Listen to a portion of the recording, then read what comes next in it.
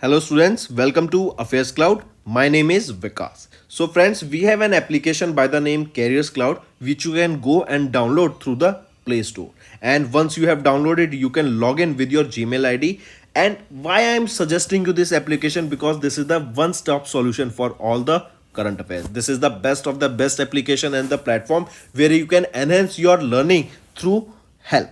Here you will be provided with multiple courses. Here you will be provided with multiple options of quizzes, and even you will be provided current affairs on daily basis. PDFs and quizzes will be provided to you on daily basis, both in Hindi as well as English. Here you will be provided current affairs with weekly basis and monthly basis also. Here remember, once you have done watching our video, then you can log in through this application, take out the PDF, read that PDF and go through the quizzes. That will enhance your preparation. Same you have to do for weekly and same you have to do for the monthly also. In monthly you will be provided with the top 100 important questions PDF and video also, that will enhance your learning, and it will be a very beneficial and important video for the revision perspective.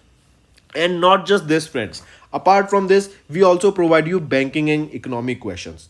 We provide you state current affairs such as of Uttarakhand, UP, Tripura, Telangana and many more. Not just this, apart from this we also provide you topic wise current affairs, and the topics that we are providing you are really important. These topics are such as national affairs, international affairs, important days, sports, defense, science and technology, apps and web portals, obituary. These are the important topics that are being asked in various exams across India. So these are the topics that are must and should be covered and will be beneficial for the preparation of the students. Also, an instruction for all the aspirants who are going to attend SBI PO mains examination on 5th of September. Kindly share the general awareness questions that are being asked in the exam via the comment in this particular video's post. It will help us to deliver accurate and effective self-analysis and provide the students with right analysis of the exam. Hello everyone. So in this video we will be discussing important current affairs for 3rd and 4th of December. The session will be quite interesting, so do pay attention till the end. You will be learning multiple things that will be benefiting for your preparation. So let's start. First is national affairs, right? Minister in the Ministry of Jal Shakti, our Union Minister Gajendra Singh has recently released a national compilation on dynamic groundwater resources of India 2023, whose assessment was carried out jointly by Central Groundwater Board and state union territories for taking suitable interventions by various stakeholders. What does this mean is, in order to make sure that there is ample water available for all the people, the water resource is good. That means the water that we'll be providing to our people should be clean and hygienic, right? Because we know that the water nowadays being collected from various resources and it is treated in the various treatment plants, and then the water is supplied further. Correct? So remember this. Recently, Gajendra Singh Shekhawat has released this national compilation on dynamic groundwater resources of India, whose assessment was carried out jointly by Central Groundwater Board and state and union territories for taking the suitable interventions by various stakeholders. Right? Then apart from this, here remember that Central Groundwater Board works under the aegis of the Department of Water Resources, and the total annual groundwater recharge is 449.08 billion cubic meter, which is an increase of 11.48 billion cubic meter from 2022 when it was 437.6 billion cubic meter. The major increase in the water has been seen in the states of West Bengal, Assam, Telangana, Chhattisgarh, Karnataka, Gujarat and Bihar. Right? And now we see that if you remember, say for example 8 to 9 years back, there was a report that stated that the groundwater is depleting, right? And now this report is stating that the groundwater is increasing, the level of water is increasing, and the major states where the groundwater increasing is your West Bengal, Assam, Telangana, Chhattisgarh, Karnataka, Gujarat and Bihar. Correct? So mark this also. Apart from this also, remember, as I mentioned, to make sure that people get clean water, drinking water, the sewage treatment plant are there, right? Then water treatment plants are there to provide them with clean drinking water and clean water for their daily usage. Apart from this, these groundwater resources are also recharging and the level is increasing every year. Next, IDEX. They have signed the 300 contract for design and development of GaN semiconductors. Now, what is this GaN semiconductors? That is your gallium nitride semiconductors. Gallium nitride semiconductors, right? So remember, recently IDEX, that is your Innovation for Defense Excellence, this is the flagship initiative of the Ministry of Defense. They have recently signed their 300 contract with Bangalore, Karnataka based MS Agnit Semiconductors Private Limited, and this contract was signed in New Delhi, correct? And this contract is basically for development of the gallium nitride semiconductors, that is your GaN semiconductors, correct? This is essential for the next generation wireless transmitters in the defense application, and these are the GaN, that is your gallium nitride semiconductors. They will be developed by whom? They will be developed by this company, that is Agnit, correct, Semiconductors Private Limited. This is Bangalore, Karnataka based company, and for this Ministry of Defense have signed their contract. This was your 300th contract that was signed by IDEX, that is the flagship event or flagship initiative of Ministry of Defense, right? Then remember, IDEX signed this 300th contract with 7 months of signing its 250th contract and 9 months of signing of their 200 contract. That means within 7 months they signed more than 50 contracts, and within the last 9 months they have signed more than 100 contract, right? Then coming back, there is a sprint initiative. Sprint initiative was their 200th contract, right? Sprint is basically your supporting pole vaulting in research and development through innovation and defense excellence, right? I repeat, sprint is your supporting pole vaulting in research and development through innovations for defense excellence, NIIO and technology. This is your sprint initiative, right? Apart from this, BEL, that is your Bharat Electronics Limited, a Navratna public sector undertaking, they signed a procurement contract with IDEX winner Bulgar's Innovation Private Limited for their solution Trident, and this is the first procurement order placed by a defense public sector undertaking under IDEX scheme. This IDEX was launched in 2018 with an objective to provide the platform of co-creation and co-development in the defense sector. This promotes startups, innovators and entrepreneurs to contribute to the indigenous defense production, and it is being implemented by DIO, established under the Department of Defense Production, that is under the Ministry of Defense, correct? This was your IDEX. So when was this IDEX launched? In 2018, correct? And now, which was a 300 contract? It was the contract for the design and development of gallium nitride semiconductors that will be used for defense applications in the wireless transmitters of the defense applications, and it will be developed by whom? Agnit Semiconductors Private Limited. Next, Union Home Minister Amit Shah led a committee that has approved 1,658 crore rupees recovery and reconstruction plan for Joshimath. So here we are talking about the recovery plan of Joshimath, right? The high-level central committee that was headed by Amit Shah has approved a recovery and reconstruction plan of 1,658 crore rupees, and it is for Joshimath's reconstruction. We all know that Joshimath was recently affected by landslides, and Joshimath, this is a hill town in the Chamoli district of Uttarakhand. It suffered a landslide of about 5.4 centimeter in the 12 days from December 27 to January 18th of 2023, right? Then next thing, remember Joshimath, it is located in a high risk seismic zone. This is a high risk seismic zone, and this is known as zone 5, right? This is very vulnerable to landslides and flash floods. Then apart from this, remember, after this incident, Joshimath has been declared as a landslide subsidence zone by Uttarakhand government, and land subsidence is a gradual settling or sudden sinking of the earth's surface due to removal of displacement of subsurface material. Then Joshimath is also declared zone 5, we just saw, and Joshimath is located en route to Badrinath and the Valley of Flowers National Park and Gurdwara Hemkund Sahib. Right, apart from this, remember, if we talk about the recovery plan, here there is a central assistance that will be provided, right? The Uttarakhand government, the union government, because the center is your union government, they will be providing an assistance of 1079 crore rupees for recovery and reconstruction. And apart from this, if we talk about state's assistance, state will be providing 126.41 crore rupees for the disaster response, right? Next is RBI, Reserve Bank of India and Bank of England. They have recently signed a memorandum of understanding.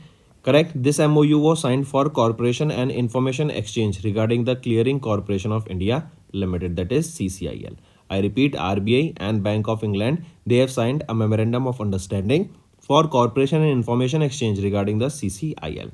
This was signed by RBI by the Deputy Governor of RBI T. Ravi Shankar and Bank of England Deputy Governor for Financial Stability Sarah Breeden in London, UK. Right? Then here remember, RBI, they have imposed a monetary penalty of 10,000 rupees on Bank of America. Correct? Also, RBI have approved promoter of CSB Bank to keep a 26% stake in the lender. This is higher than 15% stake that RBI had previously advised. Right? Then apart from this, remember, if we talk about this MOU that was signed between RBI and Bank of England, this MOU will establish a framework for the Bank of England to rely on the RBI's regulatory and supervisory activities. Also, the Bank of England will also assess and recognize CCIL, that is your Clearing Corporation of India Limited, as the counterparty to clear and settle the bonds and overnight index swap trades. Right? So for this MOU was recently signed. Next is SEBI. SEBI has postponed the linking of scores with ODR portal to April 2024. I repeat, SEBI, that is the Securities and Exchange Board of India, they have extended the timeline of linking of scores. Now what is this scores? Scores is your SEBI complaint redressal platform. I repeat, SEBI complaint redressal portal. Right? This was recently scores platform has been approved, or SEBI has approved. Remember, SEBI has extended the timeline of linking of this scores with your ODR portal, that is your online dispute resolution portal. Right? Earlier it was 4th of December 2023. Now it has been increased to 1st of April 2024. So remember, SEBI, they have extended the timeline. They have extended the timeline of linking of the scores platform, that is SEBI complaint redressal platform, with online dispute resolution ODR portal from 4th of December 2023 to 1st of April 2024. Right? Mark this. If we talk about scores, this acts as a platform for the investors to file their grievances against listed companies or registered intermediaries which are unresolved. Right? And this course, this is an initiative that was started by SEBI. This was launched in 2011. Right? If we talk about SEBI, who is the chairperson, Madhabi Puri Buck, headquarters is in Mumbai, Maharashtra. It was established in 1992. Next, here you can see scores. It is a platform for investors to file their grievances against listed companies or registered intermediaries which are unresolved, and this is an initiative by SEBI that was launched in 2011. Next is HDFC Securities have launched mobile trading app HDFC Sky on AWS Cloud. I repeat, HDFC Securities Limited, this is a stock brokering arm of HDFC Bank. They have launched their mobile trading app, that is HDFC Sky, on Amazon Web Services, the cloud computing unit of Amazon.com. Here AWS is the world's most comprehensive and broadly adopted cloud platform. Right? If we talk about AWS, it is of Amazon. Right? Azure, this is of Microsoft. Then GCP, Google Cloud Platform, it is of Google. Right? So coming back, remember, HDFC Securities, they have launched a mobile trading application, HDFC Sky, on the AWS Cloud Platform. right? Mark this. Here HDFC Securities will provide secure and low latency trading services to retail investors who prefer mobile trading.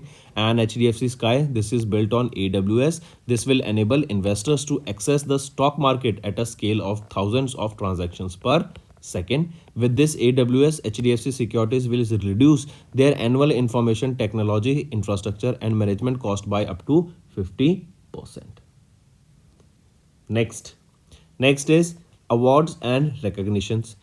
Bose Krishna Machari among 5 Indians that are featured on Art Reviews 2023 Power 100 Most Influential People in Art. I repeat, 5 Indians including the Bose Krishna Machari, an Indian painter and artist curator hailing from Kerala, are featured in the Power 100, the annual ranking of the most influential people in art, published by Art Review, that is a London-based magazine. Here, Bose Krishnamachari ranked 38th on the list, and he's curated the murals on various streets of Trivandrum, Kerala, right? And he's among the 5 Indians who were listed or who were featured on the 2023 Power 100 in most influential people in art. So this is the list of the Power 100 of the most influential people in art, and among this 5 Indians were there, and one of them was Bose Krishnamachari, right? If we talk about other 5 Indians, they are Pratik Raja, Priyanka Raja, Dayanita Singh, and Natasha Jinwala. I repeat, Pratik Raja, Priyanka Raja, Dayanita Singh, Natasha Jinwala, and fifth is Bose Krishnamachari, right? Next is an important news. Remember, India has been re-elected to the IMO Council. I repeat, what is IMO? International Maritime Organization. So India has been re-elected to the IMO Council in category B states for 24-25 biennium, right? The decision was taken at the 33rd Assembly of IMO that was held in London, UK, correct? And which is the country, question will be asked, that they have been re-elected to IMO? It is India. It was during the 33rd Assembly. The next thing, remember, India got 157 votes out of 167 votes, which is the highest number of votes among candidates in the category B, which includes 10 member nations with the largest interests in the international seaborne trade. If we talk about category B states, India, Argentina, Australia, Brazil, Canada, France, Germany, Netherlands, Spain, Sweden, UAE are part of it, right? Earlier, previous to this, India was re-elected to IMO Council in the year 2017. Then, if we talk about IMO is this IMO, that is your International Maritime Organization. This is the highest governing body. It consists of 175 member states of IMO and meets once in every 2 years. The main function is to monitor and approve the work programs and the budgets of IMO. This determines the financial arrangement and elections of members to the IMO Council. Right? Then remember, there are 3 categories: category A, category B, and category C.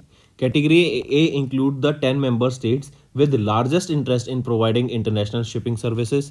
Category B includes 10 member states with the largest interest in the international seaborne trade, and C includes 20 member states which have special interest in maritime transport or navigation.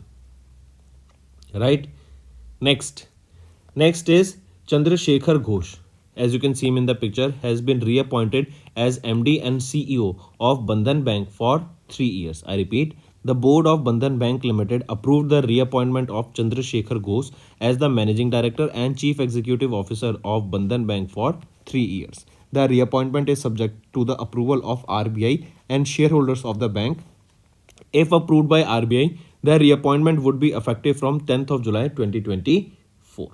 His tenure as MD and CEO would expire on 9th of July 2024, and he has been serving as the MD and CEO of Bandhan Bank since 2015. Right? If we talk about Bandhan Bank, we just saw who is the MD and CEO, Chandrasekhar Ghosh. Where is the headquarter of Bandhan Bank? West Bengal, Kolkata, West Bengal, right? And it started their operations in 2015. Moving on, next is science and technology. Recently, a Gujarat system, that is Indian Railways, to install an AI-based surveillance system to prevent elephant deaths on the railway tracks. when these elements come in between or on the railway tracks and there is a train coming with on it, so the accidents can lead to the death of these elephants, right? So for the same reason, a Gajraj system. This is an AI enabled system, that is artificial intelligence based surveillance system. This will be covering 700 kilometers track across India, and this will be reducing the elephant deaths on railway tracks, right? This 700-kilometer of railway network will be of Assam. Here you can see it will be covering states of Assam, West Bengal, Odisha, Kerala, Jharkhand, Chhattisgarh, Tamil Nadu, right? And the implementation of the system will cost around 181 crore rupees, right? Then apart from this, remember this Gujarat system, this was developed by railways in collaboration with several startups, and this technology was tested on a 115-kilometer stretch of Assam in 2022, right? Next, here you can see this Gujarat system was developed by railways in collaboration with various startups. This technology was tested on a 150-kilometer stretch of railway system in 2022 in Assam. Based on the field experience, improvements were made in the system, exhibiting 99.5% accuracy in detecting elephants on tracks. The Northeast Frontier Railway has commissioned this system, a pilot project of over a section of 60 to 17 kilometer, right? Next, is PCI, that is your Pharmacy Council of India. PCI launched revamped Digi Pharmed portal for pharmacists. I repeat, PCI, they have launched the revamped version of the Digi Pharmed application. This will be a cloud-based application. This will be providing end-to-end services to pharmacy institutions, pharmacy students, pharmacists, job seekers, and other. Right, the main of this Digi format will be to ensure educational standards are ensured uniformly across India, right? So what will the aim of this Digi format? It is to provide, or it is to ensure that educational standards are implemented uniformly across India. Then remember, here the educational standards that we are talking about will be in the field of pharmacy, right? Drop this. Here you can see PCI, they launched this revamped version of the Digi Pharmed application, that is a cloud-based application to provide end-to-end services to pharmacy institutions, pharmacists, pharmacy students, and pharmacist job seeker. Right, and Dr. Montu Kumar M. Patel, the president of PCI, inaugurated the revamped Digi Pharmed application. The application has been enhanced with 4 integrated services with an objective to regulate the pharmacy education in the country by the enrollment process, registration of pharmacy institutions, pharmacy students, and pharmacist job seekers across India. This revamped version will enable the stakeholders to avail the full benefits of the PCI digital services. This will also enhance the user satisfaction, streamline the registration, and boost productivity and transparency. Then if we talk about PCI, right, Pharmacy Council of India, who is the president, we just saw Dr. Montu Kumar M. Patel, and the headquarter of this PCI is in New Delhi.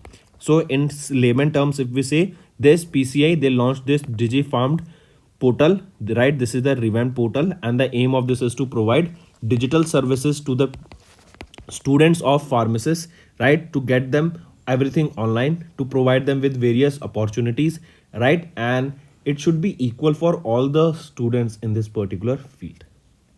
Next, here you can see what is the main objective: to ensure educational standards are implemented uniformly across India.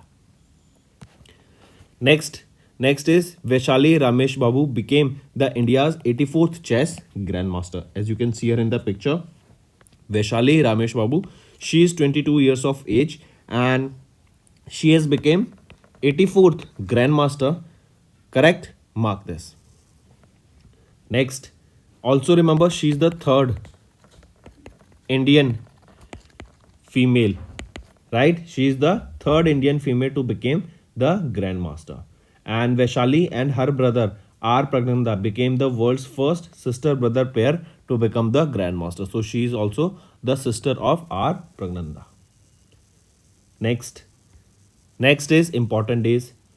International Day for the Abolition of Slavery 2023 was observed on 2nd of December, and it is to combat and eradicate the contemporary form of slavery such as trafficking in persons, sexual exploitation, the worst form of the child labor, forced marriage, and the forced recruitment of children for the use in armed conflict. So this is your International Day for the Abolition of Armed Slavery observed on 2nd of December. Next is your National Pollution Control Day. This day is observed on 2nd of December, and National Pollution Control Day or your National Pollution Prevention Day. This is annually observed across India on 2nd of December only, and it is to basically observed in the memory of all those people who lost their life in the disaster of 1984, that was your Bhopal gas tragedy. And this year 2023, it is the 39th anniversary of the Bhopal gas tragedy. Right? Mark this. Then one more thing, remember, what is the name of the gas that was released in this tragedy? The name of the gas is methyl isocyanate. Right? Methyl isocyanate is the name of the gas that was a hazardous gas that was released during this Bhopal gas tragedy. Next is your World Computer Literacy Day 2023. This day is observed on 2nd of December, and it is to raise public knowledge of computers and encourage the development of technological skills, particularly among children and women in India. 2nd of December marks the observance of 23rd World Computer Literacy Day, and the first ever World Computer Literacy Day was observed on 2nd of December 2001. Next is state news. Assam government and NDDB, that is National Dairy Development Board, they have signed a MOU for holistic dairy development in Assam. I repeat, Government of Assam, they signed a memorandum of understanding with National Dairy Development Board for the holistic development of the dairy sector in Assam. This partnership is in line with the efforts to make Assam a sufficient in milk and eggs production in the coming years, and the government has targeted to increase the Assam's milk production to 39 lakh liters per day from 29 lakh liters. Assam has identified land at 3 places to set up mega milk processing plant with a capacity of 1 lakh liters per day. Right? Mark this. Then next is Bangalore's Kia set to become India's first airport to introduce CTX system for effortless screening experience. What is this Kia? Camp Govda International Airport. Don't consider it with your Kia car brand, right? That is not we are talking about here.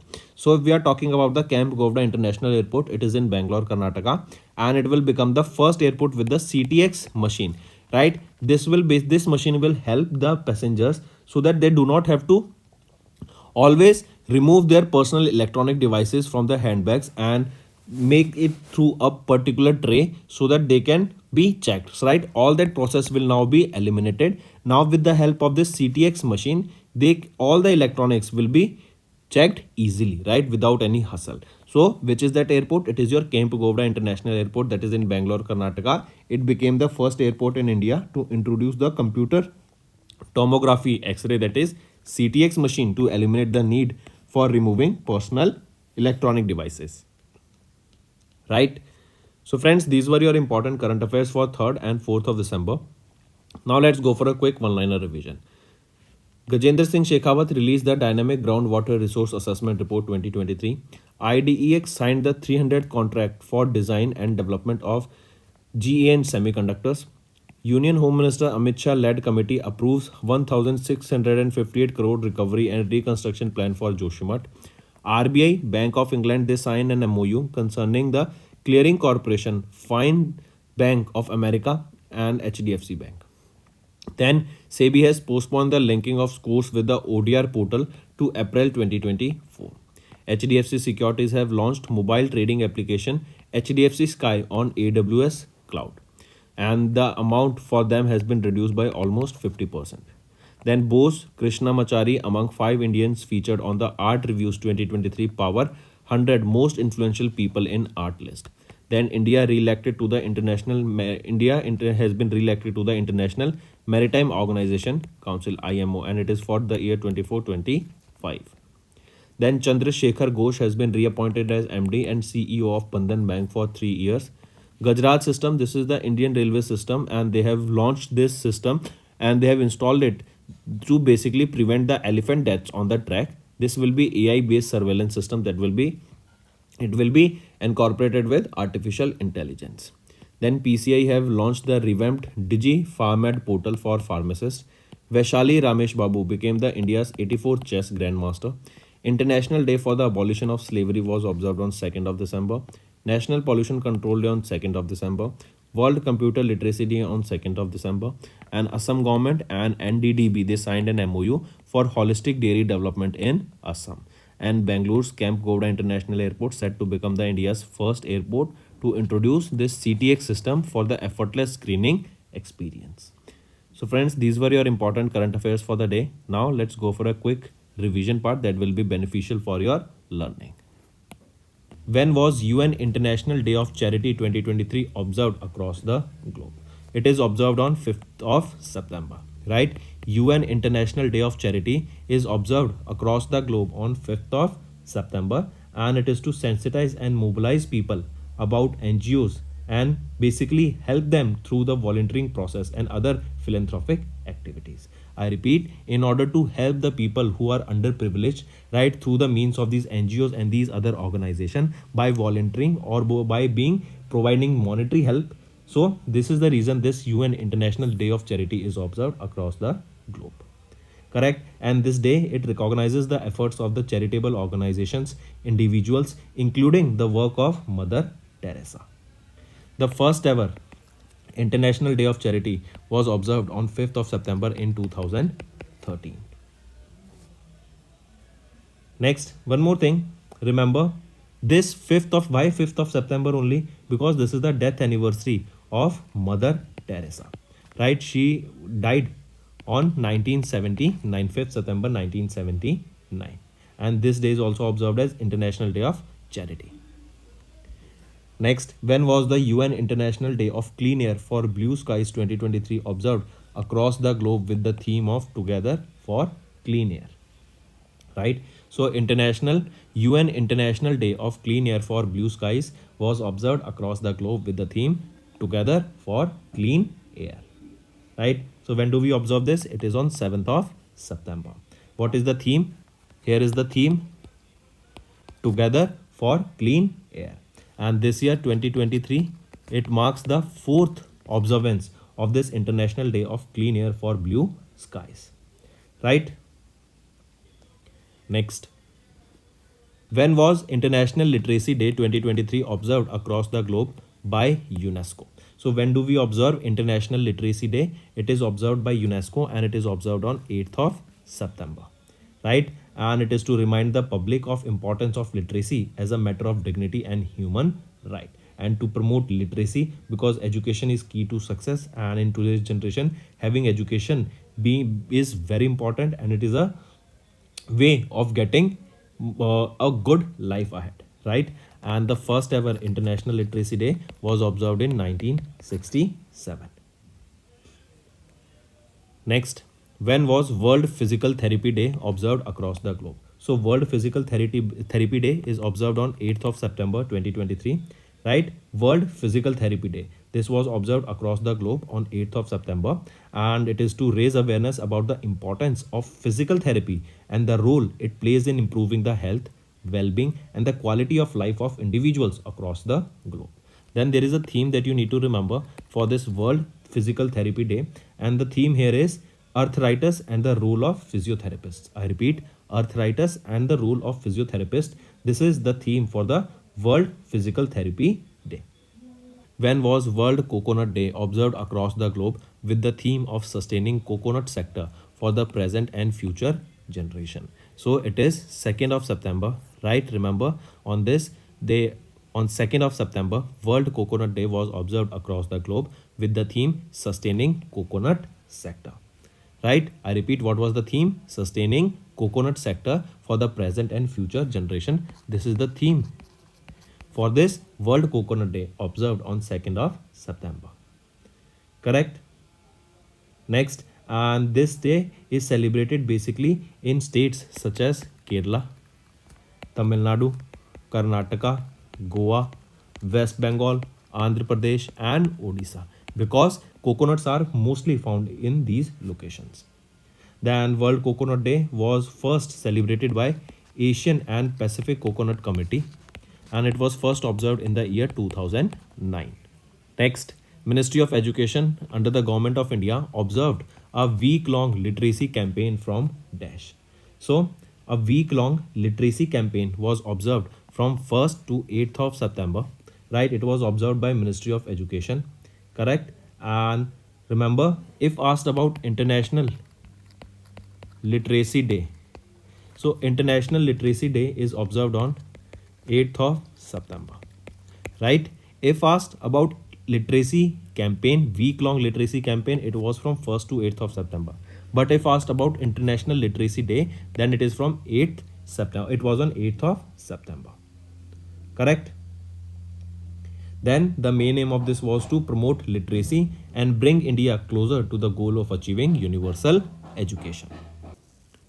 Next is your homework section, friends. First, Ministry of Defense signed contract with which organization for upgraded super rapid gun mount and other equipment for around 3000 crore rupees. Second, Mahe, Malwan and Mangrol are the names of which products recently launched. Third, which institution constituted a task force to examine the impact of Digital Personal Data Protection Act on insurance sector? So these are your three homework questions, friends, and I want to see maximum participation from all the students watching this video. That's all for the day, friends. I hope you enjoyed the session, and you can follow us on the YouTube channel, as well as apart from YouTube channel, you can go and follow us at Affairscloud Telegram channel. And if you have any queries related to the content or the of courses offered to you or the payment which you did on the application, you can contact us on the number provided, that is 7677333862. Apart from this, friends, you can follow us on the Facebook as well as on Instagram handle, that is Affairscloud_official. In the end, friends, if you use a code that is Vikas10, you will be getting an additional extra 10% discount by using this code Vikas10. Also, if you have any problem regarding the course purchase, any problem regarding to our application, you can contact us on the mobile number, that is 9677333862. And if you want to mail us, you can also mail us on support@affairscloud.com, and I assure you that our representative from us will be contacting you soon and resolving your issue.